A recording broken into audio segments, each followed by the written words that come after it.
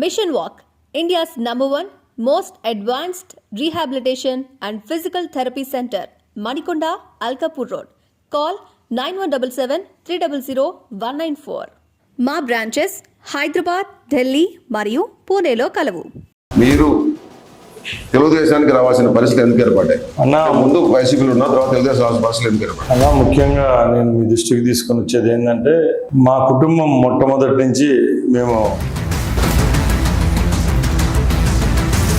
ఇక్కడ ఈ కాన్స్టిట్యూన్సీ సంబంధించి మొన్నటి వరకు ఈ కాన్స్టిట్యూన్సీలో మీకు పోటీగా ఉన్న వ్యక్తులు ఎవరైతే రమేష్ రెడ్డి గారు ఉన్నారో, రమేష్ కుమార్ రెడ్డి, అలాగే ద్వారకానాథ్ రెడ్డి గారు, వీళ్ళు మీరందరూ కూడా తెలుగుదేశంలో ఉండేవాళ్ళు. తెలుగుదేశం టికెట్ ఆశించిన పరిస్థితి. అన్నా, నేను ఒకటే మీ దృష్టికి తీసుకొని పోతున్నా. మనందరికీ తెలుసు, పార్టీ అంటే ఒక వ్యవస్థల కంటే ఎవరు పెద్దవాళ్ళు కాదు. ఈరోజు వ్యక్తులు వస్తూ ఉంటాం, పోతూ ఉంటాం. చిరస్మరణీయంగా ఉండేది పార్టీనే. కాబట్టి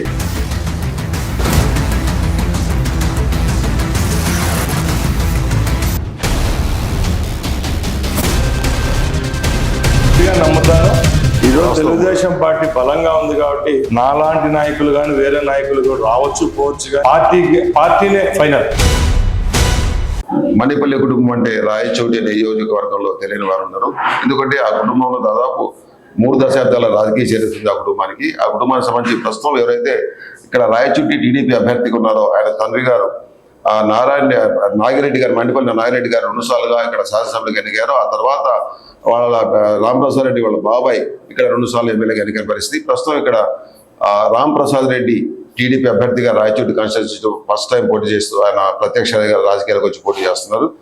ప్రస్తుతానంగా మనం ఒకసారి రాంప్రసాద్ గారిని చూస్తే ఇక్కడ పరిస్థితి, మీరు తెలుగుదేశానికి రావాల్సిన పరిస్థితి ఎందుకు ఏర్పడ్డాయి అన్నా? ముందు వైసీపీలో ఉన్న తర్వాత తెలుగుదేశం రావాల్సిన పరిస్థితులు ఎందుకు ఏర్పడ్డాయి అన్నా? ముఖ్యంగా నేను మీ దృష్టికి తీసుకొని వచ్చేది ఏంటంటే, మా కుటుంబం మొట్టమొదటి నుంచి మేము కాంగ్రెస్ వాదులం. మా తండ్రి గారు అయితేనే, మా సోదరుడు అయితేనే 4 పర్యాయాలు ఇక్కడ కాంగ్రెస్ నుంచి ఎన్నుకోవడం జరిగింది. కాలక్రమేణా కాంగ్రెస్ పార్టీ మరుగున పడ్డాం.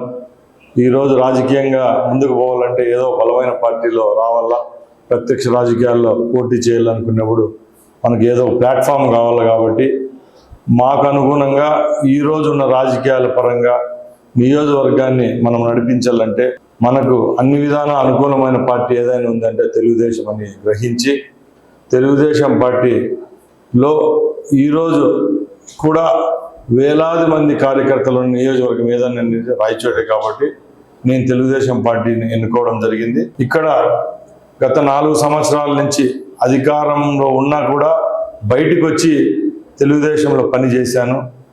దానికి గుర్తింపుగానే మా అధ్యక్షులు పెద్దలు నారా చంద్రబాబు నాయుడు గారు నన్ను ఎంతో పోటీ ఉన్నా కూడా ఇక్కడ తెలుగుదేశం అభ్యర్థిత్వంగా నన్ను ప్రకటించడం జరిగింది. దానికి చాలా సంతోషంగా ఉంది. ఇక్కడ ఈ కాన్స్టిట్యూన్సీ సంబంధించి మొన్నటి వరకు ఈ కాన్స్టిట్యూన్సీలో మీకు పోటీగా ఉన్న వ్యక్తులు ఎవరైతే రమేష్ రెడ్డి గారు ఉన్నారో, రమేష్ కుమార్ రెడ్డి, అలాగే ద్వారకానాథ్ రెడ్డి గారు, వీళ్ళు మీరందరూ కూడా తెలుగుదేశంలో ఉండేవాళ్ళు. తెలుగుదేశం టికెట్ ఆశించిన పరిస్థితి. అయితే వాళ్ళకి టికెట్ రావడంతో వాళ్ళ పార్టీని వదిలిపెట్టిపోయిన పరిస్థితి. అంటే ఈ పరిస్థితిలో మీ గెలుపు ఎలా ఉంటుంది, మీ ఇక్కడ మీ పార్టీ పరిస్థితి ఎలా ఉంది, మీ పరిస్థితి ఎలా ఉంది? అన్నా, నేను ఒకటే మీ దృష్టికి తీసుకొని పోతున్నా. మనందరికీ తెలుసు, పార్టీ అంటే ఒక వ్యవస్థల కంటే ఎవరు పెద్దవాళ్ళు కాదు. ఈరోజు వ్యక్తులు వస్తూ ఉంటాం, పోతూ ఉంటాం. చిరస్మరణీయంగా ఉండేది పార్టీనే. కాబట్టి నేను మీ దృష్టికి తెచ్చేది ఏంటంటే, ఒక వ్యక్తికి ఉంటే 10% ఓట్లు ఉంటాయి, అదే ఒక వ్యవస్థకు 90% ఉంటాయి. అది నేను గుడ్డిగా నమ్ముతాను. ఈరోజు తెలుగుదేశం పార్టీ బలంగా ఉంది కాబట్టి నాలాంటి నాయకులు కానీ వేరే నాయకులు కూడా రావచ్చు, పోవచ్చు, కానీ పార్టీనే ఫైనల్. అంటే ఇక్కడ తెలుగుదేశం పార్టీకి సంబంధించి ఈ రాయచోటి నియోజకవర్గంలో ఇప్పుడు మొదటి నుంచి మీరు మీ కుటుంబం, సుభాషి వాళ్ళకు ఉన్న కుటుంబం పోటీ పడుతున్న పరిస్థితి. ఇప్పుడు 2 కుటుంబాలు కలిసి పనిచేస్తున్నాయి. ఎలా ఉంటుంది పరిస్థితి? మీ అందరికీ తెలుసు, గత 40 సంవత్సరాల నుంచి వాళ్ళకు మాకు వైరం ఉండేది. వాళ్ళు తెలుగుదేశం పార్టీలో, మేము కాంగ్రెస్లో ఉండేవాళ్ళం. మా అధ్యక్షులు మంచి నిర్ణయం తీసుకున్నారు. మా కుటుంబాల యొక్క విశిష్టత, విలువ ఆయనకు తెలుసు. కాబట్టి ఆయన మంచి నిర్ణయం ఈ రాష్ట్రంలోనే ఎక్కడా లేని విధంగా ఒక ప్రత్యర్థులుగా ఉన్న ఒకే నియోజకవర్గంలో 2 కుటుంబాలను 2 నియోజకవర్గాలు కేటాయించడం మాకు కూడా చాలా ఆశ్చర్యం వేసింది. ఈరోజు సుఖవాసి కుటుంబం నుంచి సుబ్రహ్మణ్యం గారిని రాజంపేట ఎమ్మెల్యేగా, మండిపల్లి ఫ్యామిలీ నుంచి నన్ను ఇక్కడ రాయచోటి నుంచి ఇవ్వడం జరిగింది. దీంతో ఎన్నడూ లేని విధంగా ప్రజల్లో ఉత్సాహం ఉంది. ఎందుకంటే ఈరోజు ఆయన పోటీ చేస్తున్న రాజంపేటలో కూడా పాత నియోజకవర్గమైన రాయచోటి మండలాలు ఉన్నాయి కాబట్టి ఇక్కడ 2 నియోజకవర్గాల్లో తెలుగుదేశం పార్టీ జెండా ఎగరవేస్తాం. అక్కడ వాళ్ళైతేనే, ఇక్కడ నేనైతేనే గెలిచేదానికి చాలా హోప్స్ ఉన్నాయి. అంటే ఈ రాయచోటి కాన్స్టిట్యున్సీకి సంబంధించి అభివృద్ధికి సంబంధించి ఇప్పుడైతే మనం ఒకసారి చూసుకున్నట్టయితే రాయచోటి పట్టణంలో డ్రైనేజ్ వ్యవస్థ అస్తవ్యస్తంగా ఉంది. ఎందుకంటే స్వాతంత్రం నాటి పరిస్థితులు ఇక్కడ ఉన్నాయి. డ్రైనేజ్ పాత రాయచోటి ఏదైతే ఉందో అంతా కూడా డ్రైనేజ్ బాగలేదు. వాటర్ సప్లై కొంత మెరుగుపడినట్టుంది. అంటే రాయచోటి అభివృద్ధితో పాటు నియోజకవర్గాన్ని అభివృద్ధికి సంబంధించి మీరు గెలిస్తే ఏం చేయబోతున్నారు? మంచి క్వశ్చన్ అన్న ఇది. ఇప్పుడు మేము ప్రజల్లోకి వెళ్తా ఉన్నాం. ఏ వార్డులోకి పోయినా, ఏ గ్రామంలోకి వెళ్ళినా కూడా ఇదే సమస్యలు వస్తున్నాయి. ముఖ్యంగా రోడ్లు లేవు, డ్రైనేజీలు లేవు. ఇది ఒక పక్కన పెడితే ఈరోజు జగన్మోహన్ రెడ్డి ఏ స్కీములు అయితే నేను ఇస్తానని గర్వంగా చెప్పుకుంటున్నాడో, పెన్షన్ వ్యవస్థ, ఇండ్ల వ్యవస్థ, ఈ 2 మా నియోజకవర్గంలో అయితే వెనకాల పడిపోయినాయి. ఇండ్లు ఇచ్చినారు కానీ ఎవరైతే వైసీపీ సానుభూతి పరులు ఉంటారో, లేకంటే వైసీపీ బ్రోకర్లు ఉంటారో వాళ్ళకే 4-5 ఇండ్లు ఇవ్వడం జరిగింది. పెన్షనీర్స్ అయితే ఈరోజు ఏ వార్డులోకి వెళ్ళినా, ఏ పల్లెలకు వెళ్ళినా అర్హులైతే ఎవరైతే ఉన్నారో వాళ్ళకి పెన్షన్ దక్కే పరిస్థితి లేదు. కేవలం వాళ్ళ ఆడంబరాలకు నెంబరింగ్లో ఉన్నారు. ఇన్ని వేల పెన్షన్లు ఇచ్చాము, ఇన్ని వేల ఇన్ని ఇచ్చినామని చెప్పుకుంటున్నారు కానీ ఇక్కడైతే అదేం జరగడం లేదు. అంటే అభివృద్ధికి సంబంధించి మీకు ఏమైనా ప్రణాళిక ఉందా? దీనికి సంబంధించి అభివృద్ధికి సంబంధించి మీకు ఏమైనా ప్రణాళిక ఉందా? మా కుటుంబం 40 సంవత్సరాల నుంచి రాయచోటి ప్రాంతంలోనే ఉందన్న. రాజకీయంగా మాకు ఎక్కడెక్కడ ఏ అవసరాలు ఉన్నాయో బాగా తెలుసు. ముఖ్యంగా మీ దృష్టికి తీసుకొని పోతున్నా, 1989-90 పరిస్థితులు వేరు, ఈరోజు పరిస్థితులు వేరు. ఈరోజు రాయచోటి పట్టణం పెద్దగా డెవలప్ అయిపోయింది, జిల్లా కేంద్రం అయింది. అంటే డెవలప్మెంట్ అంటే ఊరు పెరిగింది కానీ డెవలప్మెంట్ లేదు. ఈరోజు వైసీపీ వాళ్ళు ఆడంబరంగా ఏదో జిల్లా కేంద్రం చేశామని చెప్పి చెప్పుకుంటున్నారు. నేను ఒకటే చెప్తున్నా, జిల్లా కేంద్రం చేసినారు కరెక్టే, ఒక్కటి కూడా పర్మనెంట్ స్ట్రక్చర్ కానీ బిల్డింగ్ కానీ రాయచోట్లో లేదు. ఏ ప్రభుత్వం మీరు తిడుతున్నారో గత చంద్రబాబు నాయుడు గారిని, ఆయన ఆ రోజు అలాట్ చేసిన ఫండ్స్తో కట్టిన బిల్డింగ్స్లోనే ఈరోజు మీరు SP office, collectorate, DRDA office ఇవన్నీ నడుపుకుంటున్నారు. అంతేగాని మీరు కేవలం ఆర్భాటానికి జిల్లా చేయడం జరిగింది తప్పక ఇక్కడైతే ఏ విధమైన డెవలప్మెంట్ అయితే శూన్యం. అంటే ఇప్పుడు ఈ రాయచోటి కాన్స్టిట్యున్సీ ప్రధానంగా వెనుకబడిన ప్రాంతం, నీటికి నిత్యం కరువుకు గురయ్యే ప్రాంతం ఇది. ఈ ప్రాంతానికి సంబంధించి సాగునీటి ప్రాజెక్టులు కానివ్వండి, తాగునీటి ప్రాజెక్టులు కానివ్వండి, అంటే రాజశేఖర రెడ్డి ఎప్పుడైనా వెలుగలు కానివ్వండి, తర్వాత పూర్తి చేయడం జరిగింది. ఇప్పుడున్న ఈ ప్రాంతానికి సంబంధించి సాగునీటికి మరి ఏ విధంగా నిలుస్తారో లేదో, జరికోనా అట్లా ఉండిపోయింది. ఏ విధంగా సాగునీటి ఇచ్చే అవకాశం ఉన్నది? ఇప్పుడు వెలుగలు చేశారు కానీ ఆయకట్టుకి ఇవ్వలేని పరిస్థితిలో ఉన్నారు. దీనికి సంబంధించి మీరే ఉంటారు? ఇక్కడ 3 ప్రాజెక్టులు ఉన్నాయన్న మా నియోజకవర్గంలో. అతిపెద్ద ప్రాజెక్టు వెలిగిల్లు, రెండోది శ్రీనివాసపురం మండిపల్లి నాగిరెడ్డి రిజర్వాయర్, జరికోన ప్రాజెక్టు. ఈ 3 ప్రాజెక్టులు పేరుకు మాత్రమే రాయచోటి నియోజకవర్గంలో ఉన్నాయి. ఈరోజు వెలిగిల్లు ప్రాజెక్టులో గత 5 సంవత్సరాల నుంచి నీళ్లు ఉన్నాయి. ఈ సంవత్సరం వర్షాభావం తక్కువ ఉంది కాబట్టి నీళ్లు లేవు. ఉన్న అరకొర నీళ్లు కూడా రైతులకు ఇద్దామనుకుంటే, ఏ కాలువలు అయితే ఈరోజు ఎంపీగా ఉన్న మిథున్ రెడ్డి గారు, మంత్రిగా ఉన్న వాళ్ళ తండ్రి గారు కంపెనీతో చేసిన వర్కులు ఉన్నాయో, ఆ వర్కులు నాసిరకంగా ఉండడమే ఈరోజు రైతులకు శాపంగా మారింది. ఆయకట్టుకు నీరు అందడం జరగడం లేదు. అలాగే అంద్రినీవా లిఫ్ట్ ద్వారా ఇవ్వాల్సిన నీళ్లు శ్రీనివాసపురం రిజర్వాయర్కి ఇచ్చింటే ఒక 5-6 వేల ఎకరాలన్నా సాగు చేసుకునే విధంగా ఉండేది. ఎప్పుడో చంద్రబాబు నాయుడు గారు 5 సంవత్సరాలు ముఖ్యమంత్రిగా ఉన్నప్పుడు చేసిన పనులే తప్పక ఈ 5 ఏళ్లలో ₹1 కూడా దానికి రిలీజ్ చేయలేదు. 10% ఆఫ్ ఫండ్స్ ఉంటే ఈరోజు ఆ రిజర్వాయర్ పూర్తయ్యేది. ఆ కాలువ పనులు అది పెండింగ్లో ఉంది. జెరికోన్ అనేది ప్రాజెక్ట్ ఆ రోజు ఏదో రాజశేఖర రెడ్డి టైంలో ఫండ్స్ రావడంతో కట్టారే కానీ దానివల్ల ఏ విధమైన లాభం లేదు.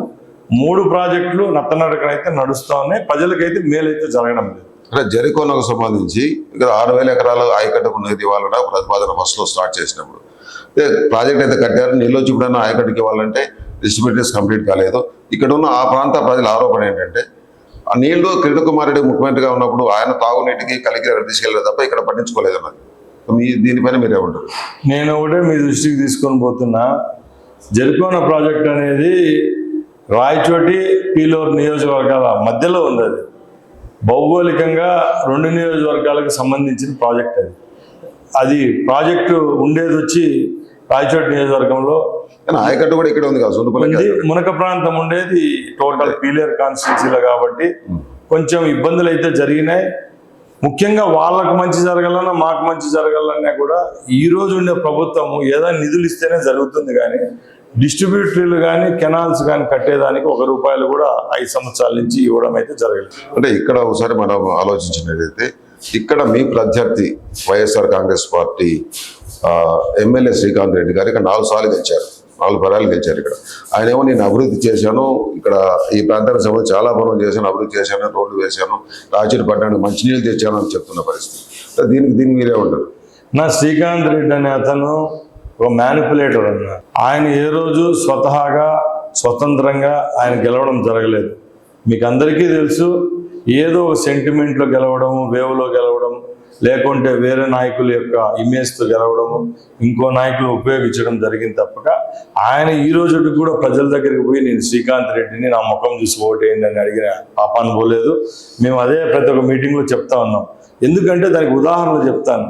ఆయన ఎంతసేపు జగన్ సార్ని చూడండి, రాజశేఖర రెడ్డి సార్ని చూడండి, విజయమ్మ గారిని చూడండి అంటాడు, కానీ నేను ఈ ప్రాంత ప్రజలు నాకు 15 సంవత్సరాలు భిక్ష పెట్టారు, నేను చేసిన అభివృద్ధిని చూసి ఓటేయండి అని అడగలేదు. కాబట్టి ఆయన అభివృద్ధి చేయలేదని మేము చెప్తున్నాం.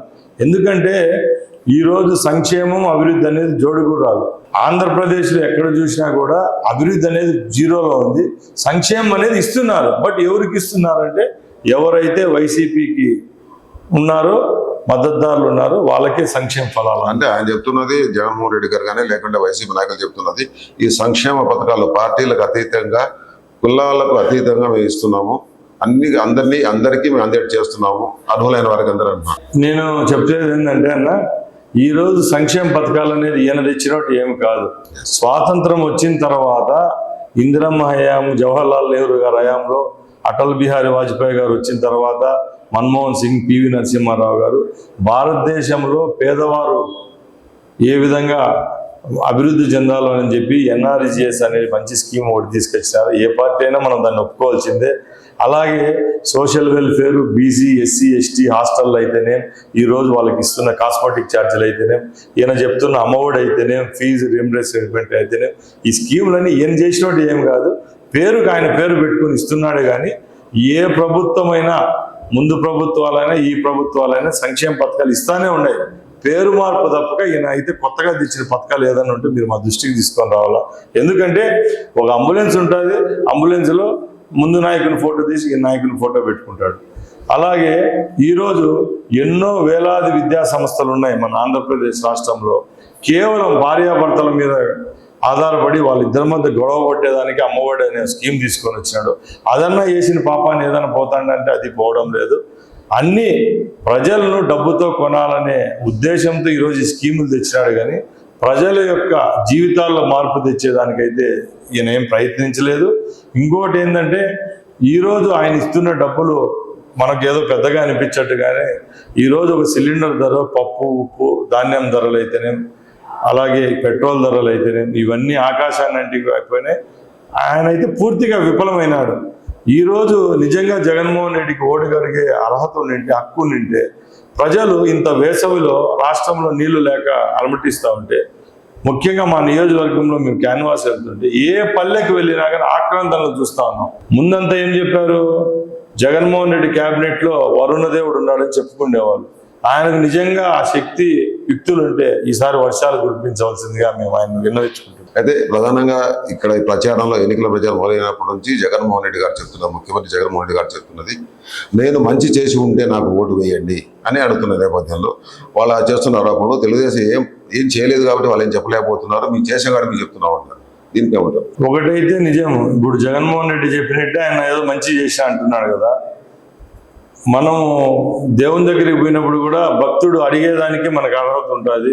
అక్కడి నుంచి వచ్చే రెస్పాన్స్ అనేది చూడాలన్నా. 13వ తేదీ తర్వాత ఈయన ఏదైతే చేసినానని చెప్పుకుంటున్నాడో దానికి తీర్పునిచ్చేదానికి ఆంధ్ర రాష్ట్ర ప్రజలు సిద్ధంగా ఉన్నారు. మాకు తెలిసి ఏ పార్టీని మేము కించపరిచే విధంగా నేను చెప్పను, కానీ ఈ రాష్ట్రంలో అయితే ఈ 5 సంవత్సరాలు జరిగిన నేరాలు ఘోరాలు అయితే ఒక ఎక్కడ సోమాలియానో ఆఫ్ఘనిస్తాన్ దేశాల్లో ఉండే డిక్టేటర్షిప్లో కూడా ఇంత ఘోరాలు జరగలేదు. ఎందుకంటే సామాన్యమైన ప్రజలు ఈరోజు ఆంధ్ర రాష్ట్రంలో గుండెపై చేసుకుని నిద్రపోయే రోజు అయితే 5 సంవత్సరాల నుంచి మేము చూడలేదు.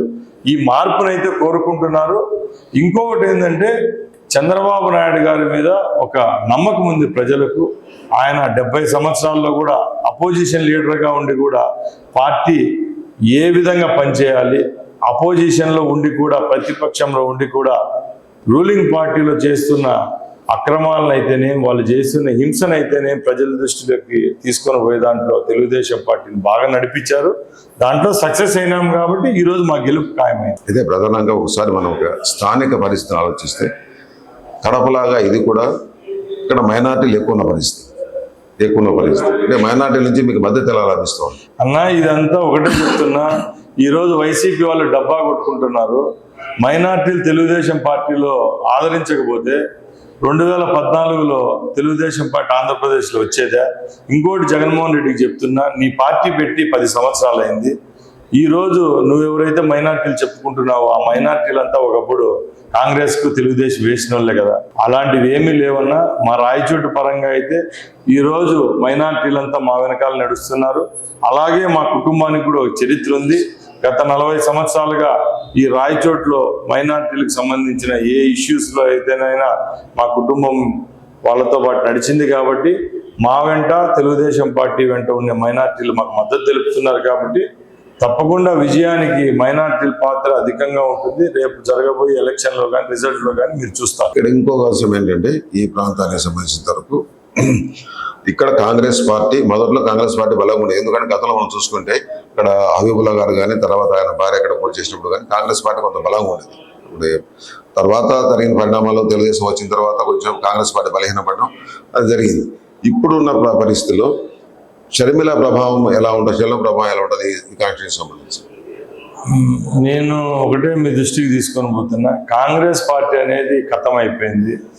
ఈరోజు షర్మిల గారు ఉన్నా ఇంకెవరున్నా కూడా తెలుగుదేశం పార్టీ వైసీపీనే పోటీలో ఉన్నాయి, కానీ కాంగ్రెస్ అయితే ఎక్కడ కనపడడం లేదు.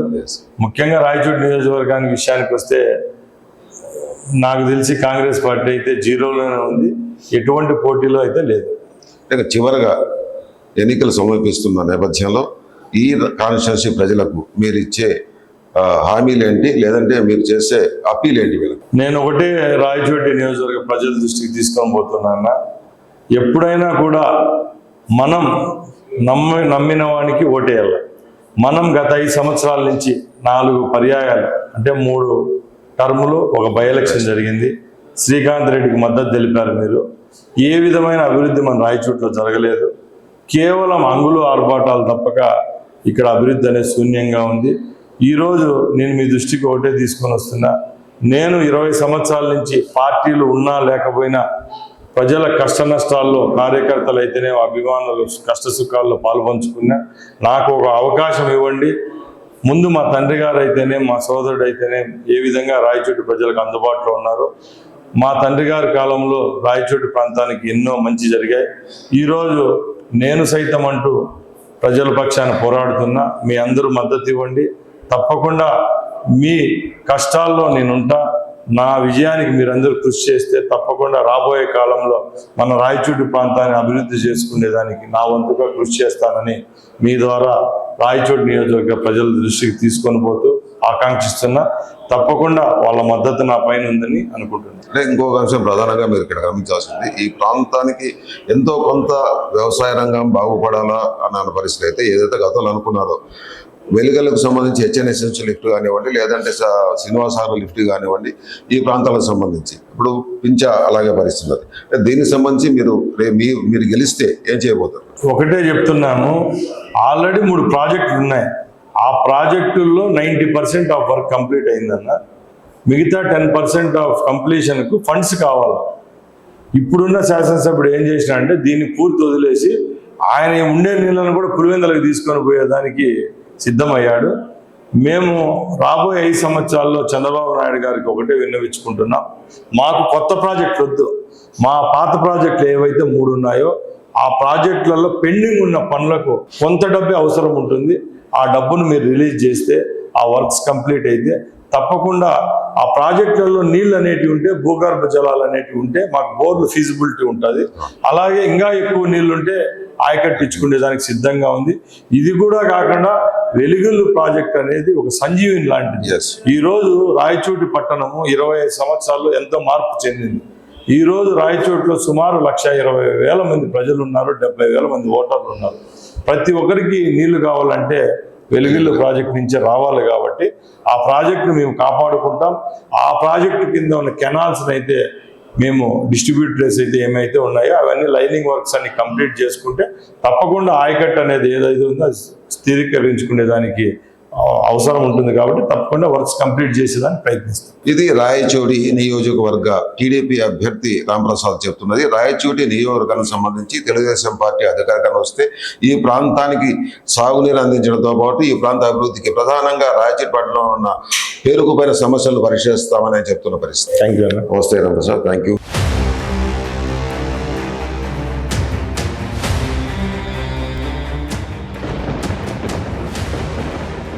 Please do subscribe to Telugu Rajyam channel. Please do subscribe to Telugu Rajyam channel.